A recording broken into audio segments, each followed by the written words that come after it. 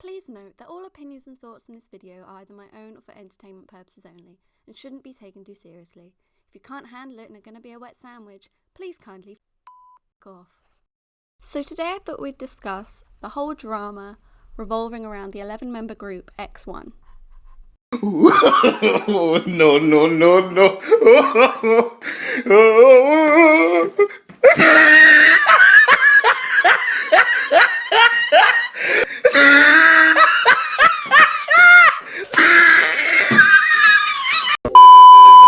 And the whole drama and controversy revolving around Produce 101 and whether the results were truly rigged or not. Shut the fuck up. You're a fucking cunt. Shut the fuck up. You're a stupid cunt. Suck my dick. Produce 101 is a reality television talent competition franchise created by the South Korean entertainment conglomerate CGE and M. It's based around the formation of a K-pop girl group or boy group. The franchise began in 2016 and has since expanded to both China and Japan. Produce 101 started in 2016 as a survival reality show produced on Mnet, which is a large broadcaster for music shows and things in Korea. It was a large-scale project in which the public, quote-unquote, produces a unit girl group or boy group by choosing members from a pool of 101 trainees from different entertainment companies. The 101 contestants go through different quote-unquote training sessions, including dance, singing and performance, and each episode people are eliminated based on popularity of the public's votes. As you can probably guess, we then get a finale where 11 members are chosen as the final lineup, and they get to make their debut together. The groups, however, are only temporary and only last for a few years before they disband and embark on their solo journeys or make their debut again in a completely different group with whatever company they are individually with. The show has proven to make very successful groups, with all so far continuously breaking the most viewed debut MV and selling hundreds of thousands of albums in their first year, which would typically take for a new debut group a few years to achieve. It started with IOI in 2016.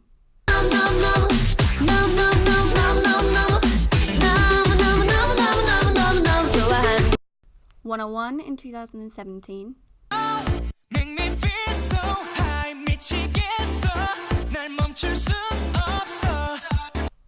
IZONE in 2018.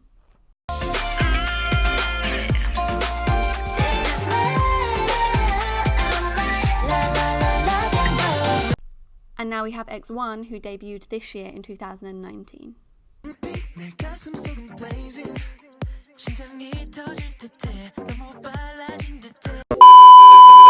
So the controversy all started when a fan on Twitter noticed that all the contestants had the same amount of votes difference between them. This all happened in around about late July, and Mnet came out and denied these rumours about rigging the votes. Really, nigga?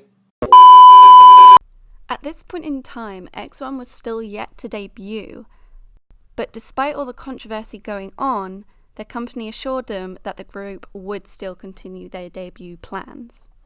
This is really where the first problem encountered, because if there was a potential need for an investigation or people were speculating that the votes were rigged, the group should have stopped their debut or at least put it on hold until the issue was resolved. The choice to keep debuting the group even though the controversy was going on was also a little suspicious. It seemed like the company Mnet was continuing to debut them purely because once they were debuted, you can't really change the lineup. And if you can't change the lineup, then there's no need to really complain because nothing can be done about the situation. And if nothing can be done, then all the speculation can easily just fade away. Oh no. Do you smell that? They're coming. Be gone, thoughts. Go away. I'm a man of God. Thankfully though, a politician came out and called out Produce 101 for these rigs, demanding an investigation, saying it was mathematically impossible for all those contestants to have the same amount of votes in between them. I am the one, the way your son don't need a gun to get respect up on the street. Even with X1's debut plans going ahead, Mnet was still receiving a lot of backlash, and so was Produce 101 about the possibly manipulated final votes. They had initially released an apology while claiming that the votes had a minor error, but the rankings are the same. The public continued to demand that Mnet release the raw data of the votes though, and since they weren't letting up, they let out another statement claiming they were going to be partnering up with a quote-unquote reliable investigation team to get the truth. An investigation was eventually taken place, and it was discovered that there was also manipulation within the other series of Produce 101. The show then finally came out and admitted that the numbers were not the real numbers. However, the lineup of the members would have been the same. At this point, we practically know that Produce 101 and Mnet are all lying, because if the lineup was going to be the same anyway, then there'd be no reason to change the numbers. It makes no sense. Why would you bother changing the number of votes for each person if they were going to end up in the same spot anyway? At this point, they're backtracking on everything they've said, and they realise that they're getting caught out.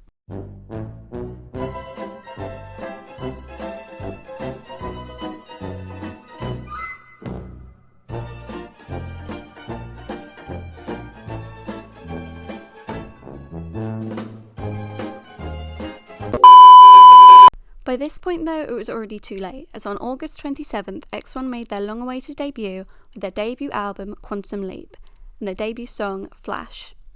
However, it wasn't completely easy for them, as they were not allowed to debut their performance on Music Bank due to all the controversy going on. They were questioned over the controversy, and their leader basically said that they were so busy that they couldn't even think about it, which personally I think is completely wrong. There was so much hate and there was so much news about it, it was hard not to see it, especially if they are the members and the people being attacked because of all this controversy, which just wasn't their fault anyway. I think it was more so that they weren't allowed to say anything about it and they weren't allowed to give their opinions. Although the situation was really unfair, later confirmed that the final results for X1 were indeed rigged. It was believed that there was 2 or 3 members who were added into X1 due to vote manipulation. However, it was not identified who exactly was part of the manipulation.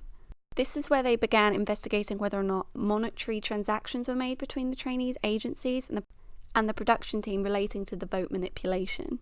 They also went on and raided some of the other entertainment companies they believed to be in relation to the scandal. Ironically, however, on October 15th, former Produce 101 contestants testified that they knew the show was fabricated from the very beginning, or at least had some sort of suspicion that there was something going on. Can't really get into it. All I can tell y'all is that it's about to go down. Finally, in November, an arrest was made for some of the producers of Produce 101, following the investigations that revealed evidence of voting manipulation and obstruction of business. PD Jun Young was among those who were issued an arrest warrant. Him, along with other producers, were scheduled to appear at the Seoul Central District Court for questioning later that day.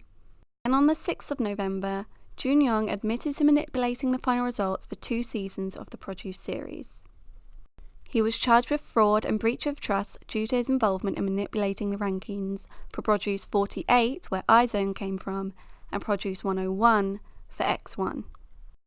He admitted to manipulating the rankings to allow a certain agency's trainee to debut. It was believed he was entertained and received services from entertainment agencies at adult entertainment establishments more than 40 times since July 2018. He admitted to the charges of manipulating the final rankings for this year's Produce 101.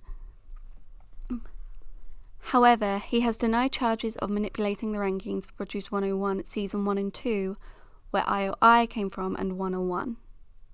Mission failed. We'll get them next time.